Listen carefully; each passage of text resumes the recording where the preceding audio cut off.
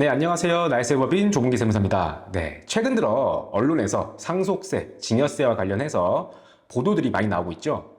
상속세 세율 인하부터 상속세 부과를 유산 취득 과세형으로 전환하겠다라는 내용까지 여러 가지 대안들이 나오고 있는 추세입니다. 이런 이슈들로 인해서인지 상속 증여와 관련된 관심들이 과거에 비해 더 많아지고 있는 것 같습니다. 국세청에서는 최근에 상속 증여와 관련하여 이해가 쉽고 일상생활에서 접할 수 있는 내용들을 모아서 책자로 발간을 했는데요. 그중 최근 이슈가 되는 것들과 중요하다고 생각되는 몇 가지를 추려서 소개해드리는 시간을 가져보고자 합니다. 바로 들어가 보시죠.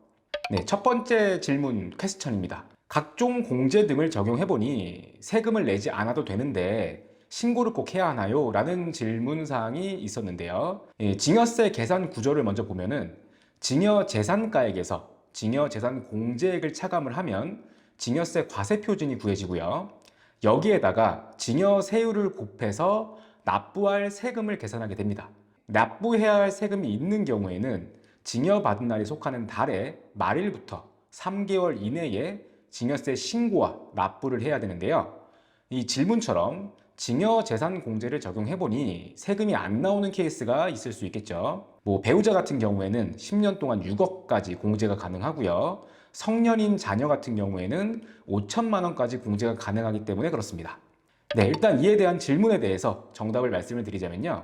증여세 계산 결과 세금이 0원인 경우라도 증여세 신고를 해야 합니다. 물론 증여세 납부액이 없기 때문에 증여세 신고를 하지 않아도 가산세 등의 불이익은 없습니다. 다만 증여세는 10년 동안의 합산과세라는 이슈가 있기 때문에 지금 당장 납부할 세금이 없다고 하더라도 신고를 해줘야 하는 겁니다.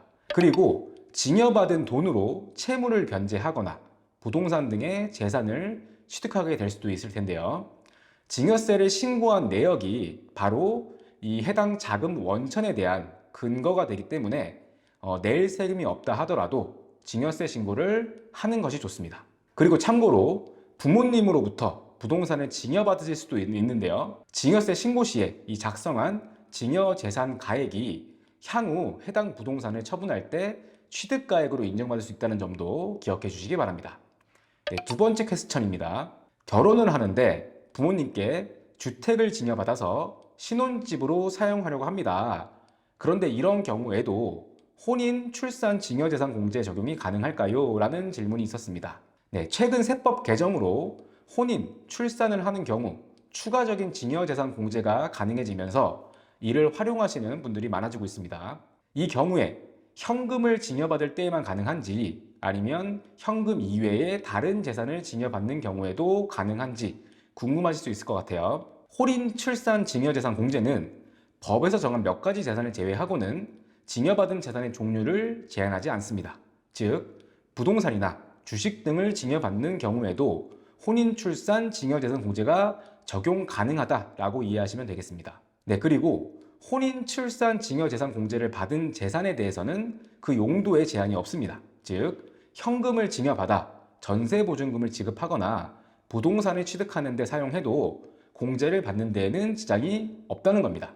네, 세 번째 퀘스천입니다. 혼인, 출산, 증여재산 공제는 초혼이나 첫째 아이 출산 시에만 적용되나요? 라는 질문이 있었는데요. 혼인, 출산, 증여재산 공제는 초혼 및 첫째 아이 출산 시에만 적용되는 것이 아닙니다. 재혼과 둘째 출산에도 혼인, 출산, 증여재산 공제를 적용받을 수 있습니다. 자녀의 출생 순서와 무관하게 적용이 되는 거고요. 둘째 출생일로부터 2년 이내에 재산을 증여받으면 둘째 출산에도 출산, 증여재산 공제를 적용받을 수 있습니다. 네, 다만 혼인, 출산, 증여재산 공제는 2024년 1월 1일 이후 증여분부터 적용이 가능하기 때문에 그 전에 증여받은 내역에 대해서는 공제를 받을 수 없다는 점도 체크해 주시기 바라고요.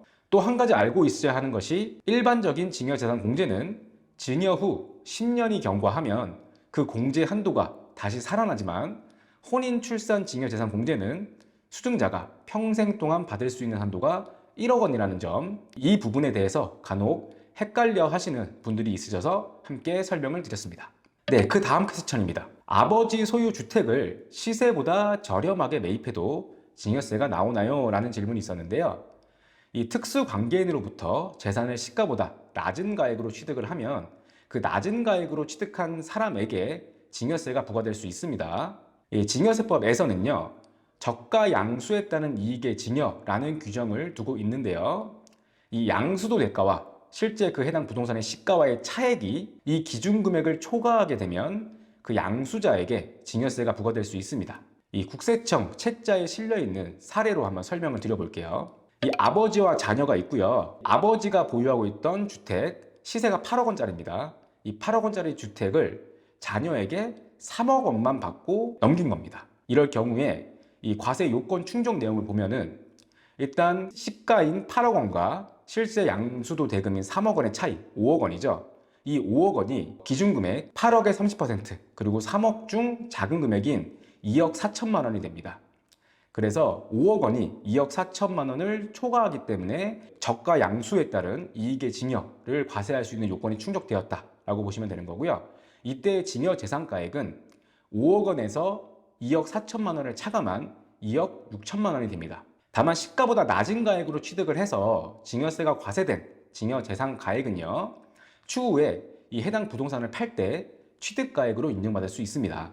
아버지로부터 저가로 취득한 주택을 나중에 판다고 했을 때 이 아버지한테 지급한 3억 원과 증여세가 부과된 2억 6천만 원을 합한 5억 6천만 원이 취득가액이 된다라고 이해를 하시면 되는 거죠. 네, 오늘 시간에는 이렇게 국세청에서 발간한 상속 증여 세금 상식에 관한 책자 중 몇 가지 내용들을 소개해드리면서 그에 대한 답변을 드리는 시간을 가져봤습니다. 책자 전체 내용이 궁금하신 분들께서는 국세청 홈페이지에서 무료로 다운로드 받으실 수 있으니까요, 참고해 보시기 바랍니다. 구독과 좋아요는 영상 제작에 큰 도움이 됩니다. 나이스의 법인 조문기 세무사였습니다.